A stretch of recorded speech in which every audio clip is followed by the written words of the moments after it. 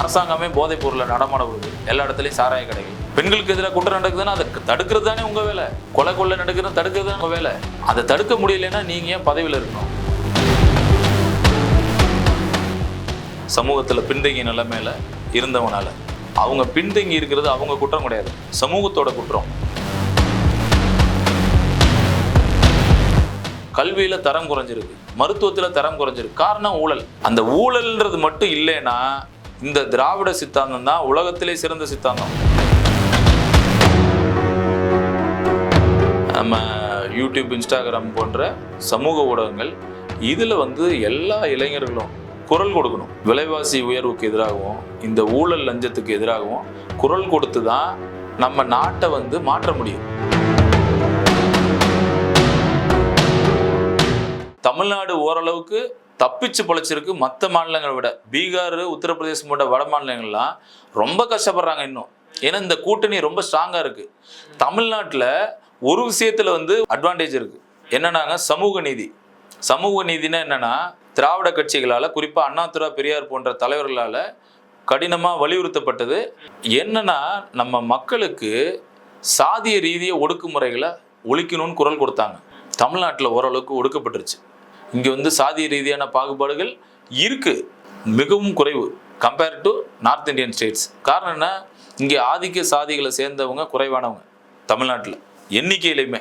அப்புறம் நமக்கு அந்த உணர்வு ஊட்டப்பட்டது, திராவிட சிந்தனைன்னு சொல்லி சமூக உணர்வு சிந்தனை ஊட்டப்பட்டது. இந்த சமூக நீதின்றதை பற்றி பேசணும்னு வச்சுக்கோங்க. முதல்ல எல்லாருக்கும் இடஒதுக்கீடு கொடுக்கப்பட்டது.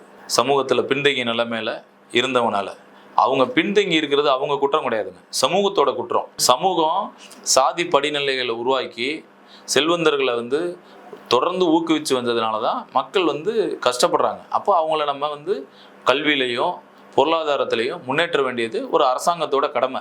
அந்த கடமையை நல்லாவே செஞ்சுருக்காங்க. அதனால தமிழ்நாட்டிலலாம் பார்த்தீங்கன்னா நல்ல கல்வி அறிவு இருக்குது, நல்ல உள்கட்டுமானம் இருக்குது, எல்லாமே இருக்குது. ஆனால் தரம் குறைஞ்சிருக்கு. உள்கட்டுமானம், கல்வியில் தரம் குறைஞ்சிருக்கு, மருத்துவத்தில் தரம் குறைஞ்சிருக்கு. காரணம் ஊழல். அந்த ஊழல்ன்றது மட்டும் இல்லைன்னா இந்த திராவிட சித்தாந்தம் தான் உலகத்திலே சிறந்த சித்தாந்தம். சரிங்களா?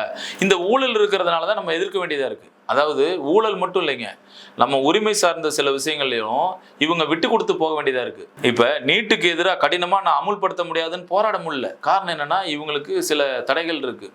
ஊழல் வழக்குகள், லஞ்ச ஊழலில் இவங்க திளைச்சிருக்கிறத நான் கண்டுக்காமல் விடுறேன்னு அவங்களும் விடுறாங்க. எங்கங்க, ஒன்றிய தலைமையில் இருக்கிறவங்க. இவங்க என்ன பண்ணிடுறாங்க, அதுக்கு பதிலீடாக நம்மளோட நலன்களை விட்டு கொடுக்குறாங்க.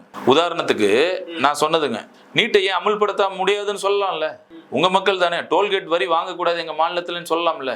நீங்க தானே மக்களால் தேர்ந்தெடுக்கப்பட்டவங்க. இப்ப எப்படி இந்திய முடியாதுன்னு சொல்றாங்க? இன்னைக்கு வரைக்கும் அரசு பள்ளிகள்ல இந்து கற்பிக்கப்படல. தரம் குறையறதுக்கு காரணம் நிர்வாக குறைபாடு தான். இன்னும் அதிகாரி அரசியல்வாதி, அதுதானே காரணம். ஆசிரியர்கள், திறமையான ஆசிரியர்கள் இருக்காங்க, அவங்கள்ட்ட வேலை வாங்காதது யார் காரணம்?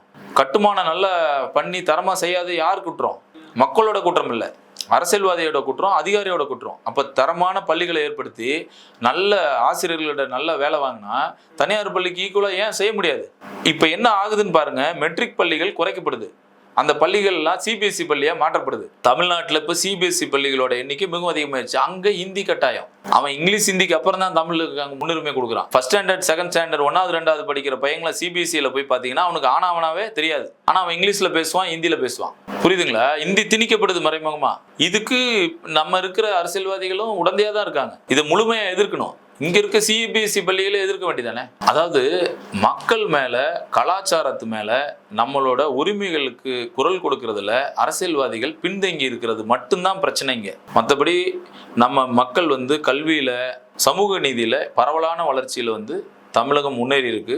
இந்த ஒரு விஷயத்தை மட்டும் சரி பண்ணிட்டாங்கன்னா, லஞ்ச ஊழலை சரி பண்ணிட்டாங்கன்னா, நம்ம இன்னொரு விஷயத்தையும் சரி பண்ணிடலாம் ஆட்டோமேட்டிக்கா. வடக்குல இருந்து நமக்கு செலுத்தப்படுற ஆதிக்கம் இருக்கு பாத்தீங்களா? இப்ப வடக்குல இருந்து தொழிலதிபர்கள் திணிக்கப்படுறாங்க. உங்களுக்கு ஜியோக்கு எதிராக நீங்க ஒரு கம்பெனி ஆரம்பிச்சு நடத்த முடியுமா? உதாரணத்துக்கு ஏர்செல்லாம் நடத்த முடியல. அந்த மாதிரி ஏர்லைன்ஸ் இப்ப வடக்கு இந்தியர்களுக்கு எதிராக உங்களால் நடத்த முடியுமா? கலாநிதி மாதிரி ஆட்களால் நடத்த முடியல. பத்திரிகைகளுமே NDTV எல்லாம் அதானி இன்டைரக்டா நிறைய இன்வெஸ்ட் பண்ணியிருக்காரு. நியூஸ் 18 பார்த்தீங்கன்னா அம்பானியோடது. இப்போ மக்களுக்கு செய்திகள் என்ன சொல்லப்படும்? அவங்க நினைக்கிற விஷயங்கள், அவங்க யாருக்கு ஆதரவா இருக்காங்களோ, எந்த ஆட்சிக்கு ஆதரவா இருக்காங்களோ, அல்லது அவங்களோட திட்டங்களுக்கு ஆதரவா தானே செய்தி சொல்லப்படும். மக்களை எது சேரும். இப்போ இதுக்கெல்லாம் ஒரே மாற்று இந்த சமூக ஊடகங்கள், யூடியூப், இன்ஸ்டாகிராம் போன்ற சமூக ஊடகங்கள் இதில் வந்து எல்லா இளைஞர்களும் குரல் கொடுக்கணும். விலைவாசி உயர்வுக்கு எதிராகவும் இந்த ஊழல் லஞ்சத்துக்கு எதிராகவும் குரல் கொடுத்து தான் நம்ம நாட்டை வந்து மாற்ற முடியும். இந்த ஒரு மாற்றம் வந்ததுக்கு அப்புறம் தான் அடுத்த பணியில நம்ம உரிமைகளை கேட்க முடியும். இப்போ வடக்கிந்தியாவுக்கு அதிகமாக செலவு செய்யப்படுது, அவங்க நம்ம வரி பணத்தை எடுத்துட்டு போய் செலவு பண்றாங்க, ஆனால் நம்ம மாநிலம் கடன் வாங்கி கடன்ல தத்தளிக்குது. இந்த நிலைமையெல்லாம் மாறணும்னா அரசியல் அறிவு வேணும். முதல்ல அரசியல் அறிவு பெற்றவர்களை மக்கள் தேர்ந்தெடுக்கணும். அதாவது வேட்பாளர்களையே வந்து தரம் பார்க்கணும். ஒரு தலைமை தலைவருக்காக மட்டும் வேட்பாளர்களை சரியில்லாம தேர்ந்தெடுத்துட்டாங்கன்னா அவர் ஒரு மினிஸ்டரா போடுறாங்க, அவருக்கு அதை பத்தின அறிவு இல்லைன்னா நீங்க என்ன ஃபர்ஸ்ட் ஸ்டாண்டர்ட்லேருந்து சொல்லிக் கொடுப்பீங்களா மறுபடியும்? அவருக்கு ஆரம்பத்திலேருந்தே விளையாட்டுத்துறையில் ஆர்வம் இல்லாதவரை ஒரு விளையாட்டுத்துறை மந்திரியா போடுறீங்கன்னா அவர் விளையாட்டை பத்தி இன்னும் திடீர்னு வந்து கத்துக்குவாரா? ஒரு நிதி நிர்வாகத்தை பத்தி ஆரம்பத்திலேருந்தே தெரியாதவரை திடீர்னு கொண்டு வந்து நிதி மந்திரியா போடுறீங்கன்னா அவர் எப்படி கையாளுவார்? நீங்க ஒரு தொழில்துறை கொடுக்குறீங்க, ஒரு பெரிய தொழில் பத்தின ஒரு பெரிய விசாலமான அறிவு இல்லாதவங்கள தொழில்துறை மந்திரியா போட்டீங்கன்னா அவர் எப்படி தொழில்துறை கையாளுவார்? இங்க எல்லாமே அதிகாரிகள் நீங்க நடத்திக்கிங்க, எங்களுக்கு மினிஸ்டர்ஸ்க்கு அல்லது நாங்கள் ஆளும் வர்க்கத்துக்கு சேர வேண்டியது கொண்டு வந்து சேர்த்துருங்கன்ற ஒரு சிஸ்டம் தான் இருக்கு. ரஜினி சொன்னார் தெரியுங்களா, சிஸ்டமே சரியில்லைன்னு. அதனாலதான் அவர் வரல போல. இந்த சிஸ்டத்தை சரி பண்ணணும். சரி பண்றது யார் பண்ணுவாங்க? வானத்துல இருந்து யாராவது வருவாங்களா? புத்தன், இயேசு, காந்தின்னு? நம்ம தான் சரி பண்ணணும். இதை நம்ம இதுக்கு கேள்வி கேட்கணும். ஜனநாயக ரீதியில என்னென்ன வழிகள் இருக்கோ அதுல போராட்ட வழிமுறைகள், கேள்வி கேட்க வழிமுறைகள், அறிவையும் பயன்படுத்தணும். நம்ம நேரத்தை கொஞ்சம் ஒதுக்கணும். நாடு என்ன செய்தது நமக்கு அப்படிங்கிறத கேட்கறத விட்டு நாம் என்ன செய்தோம் அதற்கு அப்படின்னு நம்ம கொஞ்சமாவது யோசிக்கணும். ஏன்னா நமக்கு நிறைய ஃபோன் பார்க்கறதுக்குலாம் நேரம் இருக்கு. ஏன் நாட்டுக்கு கொஞ்சம் ஒதுக்கலாம்ல? 8 மணி நேரம் ஆஃபீஸ் போய் வேலை செய்யறோம்னா குடும்பத்தோட ஒரு 4 மணி நேரம் செலவழிக்கிறீங்களாலும் ஒரு 4 மணி நேரத்தை நாட்டுக்காக ஒதுக்குங்க. ஏன்னா நாடு பெரிய பிரச்சனையில இருக்கு. இந்த நாட்டில் ஊழல் லஞ்சம் பெருக்கெடுத்து ஓடுது. அதிகார வர்க்கம் வந்து சாமானிய மக்களை சுரண்டி சாப்பிட்றாங்க. இதுக்கு ஒரு தீர்வு கிடைக்கணும்னா மக்கள் கையில தான் இருக்கு. ஏன்னா இது மக்களால் நடத்தப்படுற மக்களாட்சி. அப்பதான் மக்களுக்கானதா இருக்கும். நம்மள ஒருவர் வரணும், சரிங்களா? நம்மள இருக்கிற துறை ரீதியா புத்திசாலித்தனம் இருக்கிறவங்க வரணும் அந்த பொசிஷனுக்கு. அவங்க வந்து ஊழல் லஞ்சம் இல்லாதவங்களா இருக்கணும்.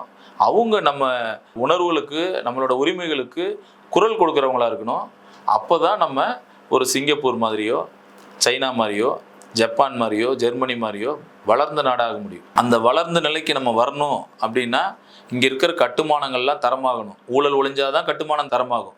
மக்கள் எல்லாம் செழிப்பாகணும். அப்போ வரி குறையணும், விலைவாசி குறைஞ்சாதான் மக்கள் செழிப்பா இருப்பாங்க. நீங்க எடுத்த உடனே ஊதியத்தை ஏற்றிட முடியாது. அரசு ஊழியர்களுக்கு தொடர்ந்து ஏற்றப்படுது. தனியார் ஊழியர்களுக்கு என்ன நிலைமை? நீங்க எடுத்துக்கிட்டீங்கன்னா அரசு பள்ளி ஆசிரியர்களுக்கு 1 லட்சம் ரூபா சம்பளம் வரும். தனியார் பள்ளி ஆசிரியர்களுக்கு 10,000 15,000 கிடைக்கிறதே பெரிய விஷயங்க. மிஞ்சி போனா 20,000 தருவாங்க. அதை வச்சு என்ன செய்ய முடியுங்க? நம்ம ஏற்கனவே பேசுன மாதிரி வண்டி டியூக்கும் பெட்ரோல் போடுறதுக்குமே சரியா போயிடும். அவங்க எப்படி வாடகை கட்டுவாங்க? அவங்க எப்படி பொருட்களை வாங்கி குடும்பம் நடத்துவாங்க? பால் விலை, கரண்ட் பில்லு, இதெல்லாம் எப்படி செய்வாங்க? யோசிச்சு பாருங்க. வீட்டில் 2 பேர் சம்பாதிக்கிறவங்கனாலே குடும்பம் நடத்த முடியறதில்ல. கடன் சூழ்நிலையில ரொம்ப மனமுடைஞ்சு வாழ்க்கையை நடத்திட்டு இருக்கவங்க நிறைய பேர், வெளியே சொல்ல முடியாம. இதனாலதான் குடும்ப பிரச்சனைகள் நிறைய வருது. கணவன் மனைவிக்குள்ள சண்டை, குழந்தைங்களை பார்த்துக்க முடியாம குழந்தைகள் போதையில போய் விழுறதையும் கண்டுக்க முடியாம 2 பேரும் வேலைக்கு போயிடுவாங்க. அப்போ குழந்தைகள் பார்த்தீங்கன்னா இங்க வந்து போதைக்கு அடிக்ட் ஆயிடுவான். அதுக்கெல்லாம் காரணம் என்னங்க? அரசாங்கமே போதைப் பொருளை நடமாட விடுது. எல்லா இடத்துலையும் சாராய கடைகள், விதவிதமான மது. இதுல 10ஆவதுன்னு கஞ்சா புழக்கம் இருக்கிறதா அரசியல்வாதிகள் இப்ப இருக்கிறவங்களே சொல்றாங்க. அப்ப அந்த புழக்கத்தை கட்டுப்படுத்துறது தானே உங்க வேலை. பெண்களுக்கு எதிராக குற்றம் நடக்குதுன்னா அதை தடுக்கிறது தானே உங்க வேலை. கொலை நடக்குதுன்னு தடுக்கிறது தானே உங்க வேலை. அதை தடுக்க முடியலைன்னா நீங்க ஏன் பதவியில இருக்கணும்? ஊழல் லஞ்சத்தை ஒழிங்க, கொலை குற்றத்தெல்லாம் தடுங்க, போதை கலாச்சாரத்தை ஒழிங்க அப்படின்னு மக்கள் குரல் கொடுக்கணும். ஏன்னா ஊழல் லஞ்சம் ஒழிஞ்சா அரசுக்கான தேவையே வரியே கம்மியாயிரும்ல, வரி தேவையே. அப்போ வரியை குறைச்சிடலாம். அப்போ வரியை குறைச்சிங்கன்னா விலைவாசி ஆட்டோமேட்டிக்காக குறைஞ்சிருங்க. அப்புறம் இந்த மாதிரி கொள்ளையடிச்சு வச்சிருக்க பணத்தெல்லாம் பரவலாக்கணுங்க. இந்த தொழிலதிபர்கள், பெருந்தொழிலதிபர்கள், அப்புறம் அந்த அரசியல்வாதிகள், அதிகாரிகள்லாம் கொள்ளையடிச்சிருக்க பணம் 1000 ஏக்கர் 500 ஏக்கர்னு வச்சிருக்க ஆள்லாம் இருக்காங்க. எதுக்கு அவங்களுக்கு? அவங்க விவசாயம் பண்ண மாட்டாங்க. விலை ஏறிட்டு இருக்கும், அதை பார்த்து சந்தோஷப்பட்டு இருப்பாங்க. அந்த இடத்துல விவசாயம் பண்ணணும். ஒன்றும் மரம் வளர்க்கணும், இல்லை பயிர் விவசாயம் பண்ணணும். அப்போதான் நாட்டு மக்களுக்கு நல்லது, நாட்டுக்கு நல்லது. மரம் வளர்ந்தா மழை வரும். விவசாயம் பண்ணாங்கன்னா மக்களுக்கு உணவு உற்பத்தி வரும். வறண்ட பூமியா போட்டு ஆயிரக்கணக்கான ஏக்கர் சில செல்வந்தர்கள் இருந்து என்ன பிரயோஜனம்? சிந்திச்சு பாருங்க. அதே மாதிரிதான் ஒருத்தன் 5 வீடு வச்சிருக்கான், 10 பேர் தெருவில் படுத்திருக்கான். இந்த சூழ்நிலை எதுக்குங்க? அது மாறணும்னா அரசாங்கம் தான் அதுக்கான செயலை செய்யணும். ஏன்னா இது மக்களுக்கான ஆட்சி. மக்கள் தான் முடிவெடுக்கணும். இப்போ மக்கள் இதுக்கான கேள்வி எழுப்ப ஆரம்பிக்கணும். கேள்வியை தொடர்ந்து எழுப்பும் போது அரசாங்கங்கள் மாறும், நல்லது நடக்கும். இதுக்கான உதாரணங்களை நீங்கள் உலகத்தில் எல்லா வரலாறையும் எடுத்து பாருங்க. ரஷ்ய புரட்சி, சீனாவில், ஈவன் அமெரிக்க புரட்சி, இது எல்லாமே வந்து மக்களால் தான் ஏற்படுத்தப்பட்டிருக்கு. மக்களுக்காக மக்களால் ஏற்படுத்த புரட்சிகளால் தான் மக்கள் நல்லா இருக்காங்க மற்ற நாடுகளில். அதை பார்த்து நம்மளும் நம்மளை சரி செஞ்சுக்கணும். லஞ்சம் ஊழல் இல்லைன்னா நம்ம வளர்ந்துருவோம். இந்த கூட்டணியை உடைச்சோம்னா நம்ம நல்லா இருக்கலாம். தமிழுக்கு விளங்கிட்டு தாயகம் பற்றி நமக்குள்ள உரிமை தமக்கென்பார் எனில் வழி வழி வந்த உன் மரத்தனம் எங்கே? மொழிப்பற்றெங்கே? விழிப்புற்றெழுக